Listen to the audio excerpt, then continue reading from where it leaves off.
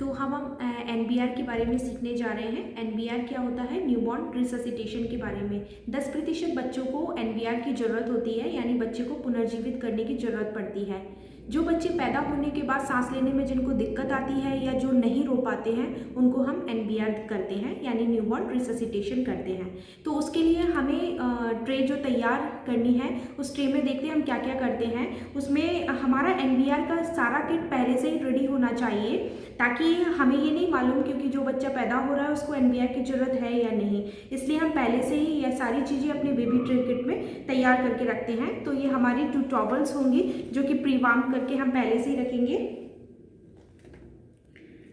Gauss piece,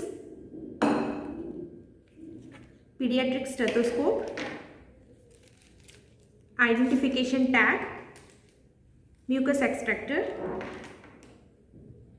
cord clamp, vitamin K और syringe, nasogastric tube, shoulder roll, 0 size का mask for preterm and 1 size का mask for term babies के लिए। तो इतनी सारी चीज़ें हमारी पहले से ही रेडी होनी चाहिए। हमारा बेबी डिलीवर हो चुका है। हम बेबी को मदर्स के एब्डोमेन के ऊपर रखते हैं। बेबी का फेस जो है साइड फेस में रखते हैं, टाइम बोलते हैं। उसके बाद यदि सीक्रेशंस है तो हम उसको पोंछते हैं बेबी को। सबसे पहले हमारा काम होता है बच्चे को पोंछना। बच्चे को हम सिर से लेकर उसका नेक, उसका पीछे का पोर्शन और उसके आगे के पोर्शन को पोंछ के हम गीले कपड़े को हटा देते हैं। हम बेबी को सूखे कपड़े में लपेटते हैं। माँ के पेट से लेकर हमें रिपोजिशन तक 30 सेकंड के अंदर करना होता है, इसलिए हम जल्दी जल्दी ये काम करते हैं।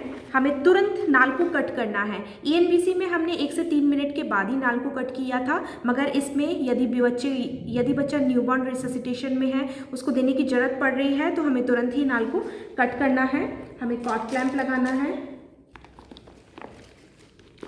और बच्चे का नाल तुरंत कट कर देना है और बच्चे को तुरंत हम रेडिएंट फार्मर पे लेके जाएंगे। मदर के एब्डोमेन से हम बेबी को रेडिएंट वार्मर के पास लेके आ गए हैं। रेडिएंट वार्मर पे हमें हमेशा याद रखना है कि बच्चे के सिर के पीछे की तरफ को खड़े होना है, ताकि हम बच्चे के चेस्ट को जस्ट राइज हो रहा है कि नहीं अच्छी तरह से देखने के लिए हमें बच्चे के सिर के पीछे की तरफ खड़े होना है। तो यहाँ पे हम 4 चीज़ें करेंगे, PSSR। तो P का मतलब होता है पोजिशन। तो सबसे पहले हम शोल्डर रोल का यूज़ करेंगे और शोल्डर के नीचे हम शोल्डर रोल को लगाएंगे, ताकि उसका हेड जो है वो थोड़ा सा एक्सटेंड कर सके और एयरवे को हम क्लियर कर सकें। सेकंड है हम उसका सक्शन करेंगे। सक्शन हमेशा सबसे पहले हमें माउथ में करना है, देन बोथ नोस्ट्रल्स में करना है। माउथ में आपको 3 to 5 सेंटीमीटर इंसर्ट करना है, देन 1 to 2 सेंटीमीटर आपको नोज में इंसर्ट करके सक्शन करना है। तीसरा S का मतलब होता है स्टिमुलेशन। स्टिमुलेशन में आपको सोल पे फ्लिपिंग करना है या पीठ पे रब करना है। आपको रब करना है। रब करने के बाद आपको रिपोजिशन करना है, यानी ये आपको 30 सेकंड में करना है। आपको मदर के एब्डोमेन से लेकर रिपोजिशन तक 30 सेकंड्स में आपको कंप्लीट करना है। यदि बच्चा, अब इसके बाद आपको देखना है कि बच्चे की हार्ट बीट इंक्रीज हुई कि नहीं हुई, या बच्चा क्राई करने लगा कि नहीं लगा।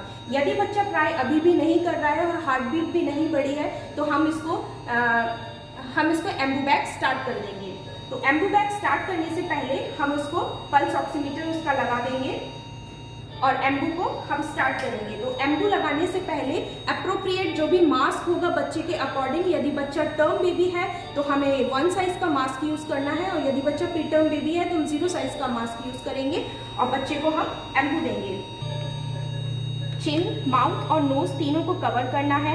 आपका थंब फिंगर और इंडेक्स फिंगर से आपको C शेप में मास्क को पकड़ना है और लिटिल फिंगर या रिंग फिंगर से आपको हेड को, चिन को थोड़ा सा एक्सटेंड करते हुए, एयरवे को क्लियर करते हुए आपको एम्बू देना है। तो आपको पहले 5 बार करके देखना है कि आप सही तरह से चेस्ट राइज हो रहा है कि नहीं और हार्ट रेट उसका इंक्रीज हो रहा है कि नहीं। Breathe 2 3, breathe 2 3, breathe 2 3, breathe 2 3, breathe 2 3। अब आप देख रहे हैं कि बच्चे का जो चेस्ट है वो राइज भी हो रहा है। तो और हार्ट रेट उसका पल्स ऑक्सीमीटर में हमने देखा हार्ट रेट उसका बढ़ रहा है, तो हमें पता चल रहा है कि हम बिल्कुल सही तरह से उसको एम्बू दे रहे हैं। तो हम कंटिन्यूस 30 सेकेंड्स के लिए एम्बू कंटिन्यूस करते रहेंगे। Breathe 2 3, breathe 2 3, breathe 2 3, breathe 2 3, breathe 2 3, breathe 2 3, breathe 2 3, breathe 2 3, breathe 2 3, breathe 2 3, breathe 2 3, breathe 2 3। अब इसके बाद 30 सेकेंड्स के बाद जो हमारी असिस्टेंट है जो मेरी हेल्प करने के लिए खड़ी थी, उन्हें मुझे स्टॉप कर दिया है। स्टॉप करने के बाद वो हार्ट रेट को चेक करेंगी। 6 सेकेंड तक आपको हार्ट रेट चेक करना है। 7 आया है यानी 70 है, यानी लेस देन 10 से 100 से कम है तो देन 100 है, तो आपको कंटिन्यूस एम्बू देते रहना है। ऑक्सीजन हम कनेक्ट करेंगे, रिजर्वायर हम लगाएंगे ताकि जितनी ज़्यादा उसको ऑक्सीजन मिल सके उतना उसके बॉडी में जा सके, इसलिए हम रिजर्वायर का यूज़ करेंगे। और ऑक्सीजन कनेक्ट करते हुए हम कंटिन्यूस एम्बू बैग देते रहेंगे और अपने असिस्टेंट को बताएंगे कि हाँ वो पीडियाट्रिशियन को इन्फॉर्म करें। यदि 100 से ज़्यादा आ रहा है यानी मोर देन 100 हो रहा है तो हमें क्या करना है, मोर देन 100 है तो हमें इसको धीरे धीरे करते हुए एम्बू को हमें हटाना है। तो हम कैसे हटाते हैं वो हम देखने जा रहे हैं। हमें एम्बू को हटाना कैसे होता है। यदि मोर देन 100 है तो हम एम्बू को हटाएंगे। Breathe 2 3 4, breathe 2 3 4 5, breathe 2 3 4 5 6, breathe 2 3 4 5 6 7, breathe 2 3 4 5 6 7 8, breathe 2 3 4 5 6 7 8 9, breathe 2 3 4 5 6 8 9 10। ऐसे हम एम्बू को धीरे धीरे करके हटाएंगे। अब हम ऑब्जर्वेशनल केयर में बच्चे को रखेंगे, यानी हम अब बच्चे को माँ को दे सकते हैं, मगर माँ को देने से पहले आपको माँ को बताना पड़ेगा। यदि बच्चे को सांस लेने में कोई दिक्कत आ रही हो या बच्चा दूध पीने में दूध नहीं पी पा रहा हो या उसका शरीर नीला पड़ रहा हो तो आपको तुरंत हमें इन्फॉर्म करना है या डॉक्टर को इन्फॉर्म करना है।